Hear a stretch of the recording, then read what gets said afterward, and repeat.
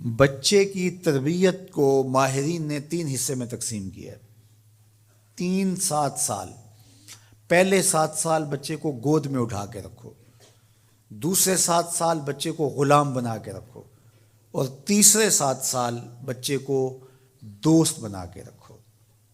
پہلے 7 سال بچے کو گود میں اٹھانے کا مطلب یہ ہے کہ وہ تم سے سیکھے، اور ہم تو 3 سال کے بچے کو بھی، آج 2.5 سال کے بچے کو بھی اسکول بھیج دیتے ہیں، مائیں فارغ البال ہونا چاہتی ہیں، لیکن ایسا نہیں ہے۔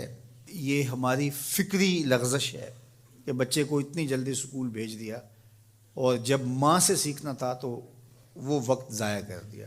آج بھی جاپان میں 7-8 سال کا بچہ اسکول جاتا ہے، اور آج بھی کچھ اور ممالک کے اندر بھی انہوں نے یہ طے کر دیا ہے کہ 7 سال سے پہلے بچہ سکول نہ جائے، تو وہ گھر میں بیٹھ کے سیکھتا ہے۔ یہ اس کی تربیت کا مرحلہ ہے، اس کا یہ مرحلہ یہاں مکمل ہونا چاہیے۔ اس کے بعد جب وہ جائے گا تو اس کے قواعد مضبوط ہو چکیں گے اور وہاں جا کے سیکھے گا۔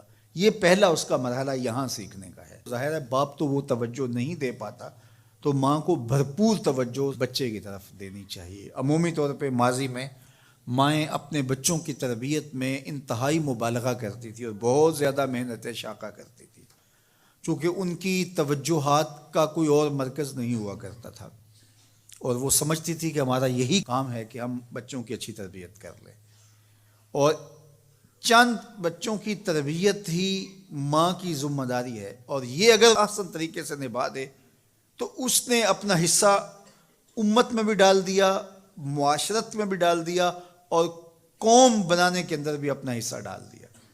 لیکن اگر وہ اپنا یہ فریضہ انجام نہیں دیتی، اس میں کوتاہی کر دیتی ہے، تو اس نے پھر کچھ بھی نہ کیا۔ اچھی نسل اچھی ماؤں کی گود سے پروان چڑھ کے ہی معاشرے کو نصیب ہوتی ہے، اور یہ بنیادی اکائیاں ہیں، بنیادی اینٹیں ہیں جس سے معاشرت ترتیب پاتی ہے۔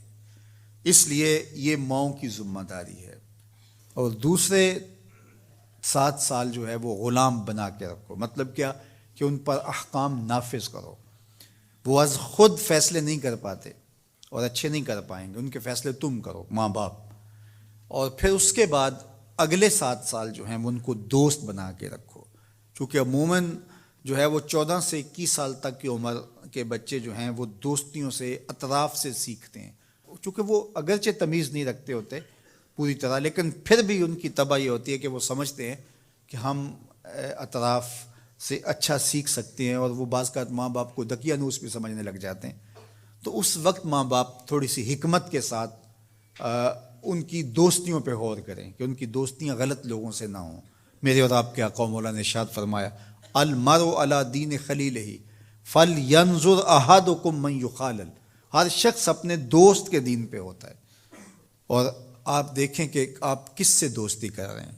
اگر اس کا دین خراب ہوا، اعتقادات خراب ہوئے، نظریات خراب ہوئے، اس کے اعمال اور اخلاقیات خراب ہوئے، تو اس کا رنگ آپ کے اوپر چڑھ جائے گا۔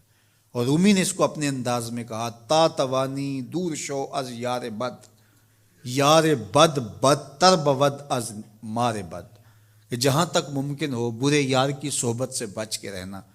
کہا کہ برا جو دوست ہوتا ہے، برا یار ہوتا ہے، وہ برے سانپ سے بھی برا ہوتا ہے۔ کہا کیوں؟ اس لیے کہا جب سانپ لڑتا ہے تو جان لیتا ہے، برا یار لڑتا ہے تو ایمان لیتا ہے۔ اس لیے صحبت سالے ترا سالے کنن، صحبت تالے ترا تالے کنن۔ اچھے شخص کی صحبت تجھے نیک بنا دے گی، برے شخص کی صحبت تجھے برا بنا دے گی۔ شیخ سعدی فرماتے ہیں، میں حمام میں گیا تو وہاں کسی نے مٹی رکھی تھی، تو میں نے اس کو اٹھایا تو اس سے مہک آ رہی تھی، میں مست ہونے لگا اس کی دل آویز خوشبو سے۔ تو میں نے اس کو کہا کہ تو مٹی ہے، عنبر ہے، موتیا ہے، نسرین ہے، نسترن ہے، کیا ہے تو؟ تیری دل آویز مہک سے مشام ہستی مہکے چلے جا رہے ہیں، اور ہے تو مٹی، تو کیا ہے تو؟ تو اس مٹی نے، شیخ سعدی فرماتے ہیں، مجھے زبان حال سے جواب دیا کہ ہوں تو میں مٹی، مجھے اپنی اوقات نہیں بھولی، لیکن چند دن میں پھول کی صحبت میں رہی ہوں۔ جمال ہم نشیں در من اثر کر، وگرنہ من ہما خاکم کے ہستم۔ اس نے کہا ہوں تو ذات کی مٹی ہی، لیکن میں گلاب کے پھولوں تلے تھوڑی دیر رہی ہوں، تو میرے یار کا جمال میرے اندر سرایت کر گیا ہے۔ تو ذات کی مٹی ہوں لیکن صحبت میری پھول سے رہی۔